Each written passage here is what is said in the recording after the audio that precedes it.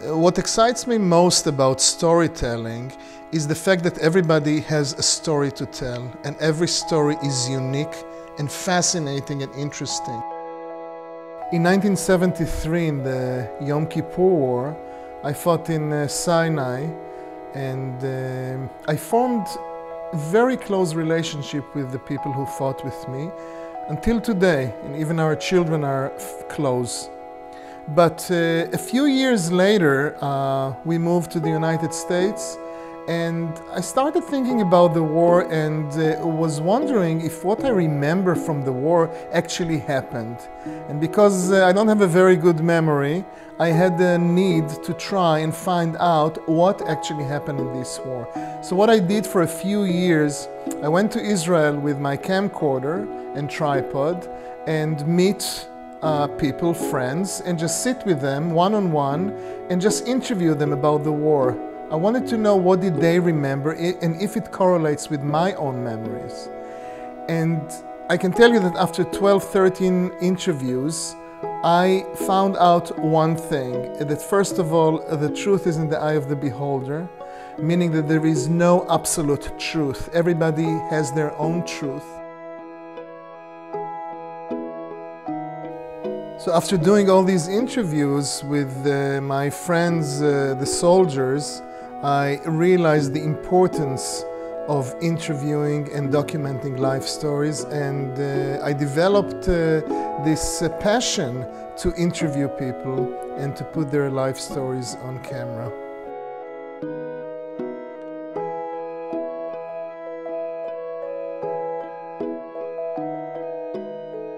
I think that a good interviewer, first of all, has to have good listening skills.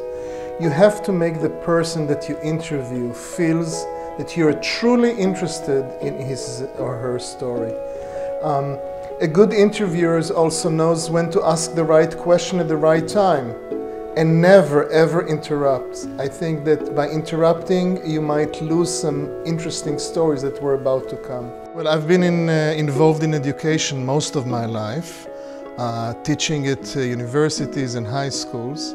And I was always attracted to the film industry. I've even created several videography projects in school, creating short films with students related to the subject matter that they studied. And we ended up with creating a few short movies, which was very educational and very creative.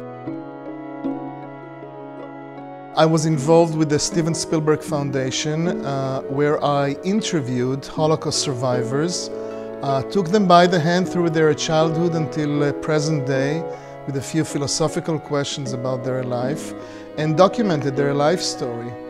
And doing it for 2.5 years did a few things to me. First of all, it changed my whole perspective on life. It gave me new appreciation to what I have just by hearing stories about the horrors of the Holocaust.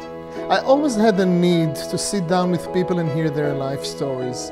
Always felt that it's so interesting just to hear about different stories from different people, and I just used to sit, and it came very natural to me, the questions, and somehow I always felt that people were very open with me, always trusted me when I spoke to them, and were able to open up and bring up stories that sometimes they themselves were surprised that they suddenly remember.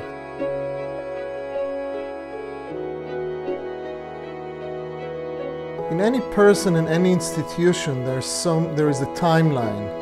There are so many stories that shouldn't be forgotten. There were ups and downs and emotions and things that happen over the course of time that if we're not told or documented will be gone forever.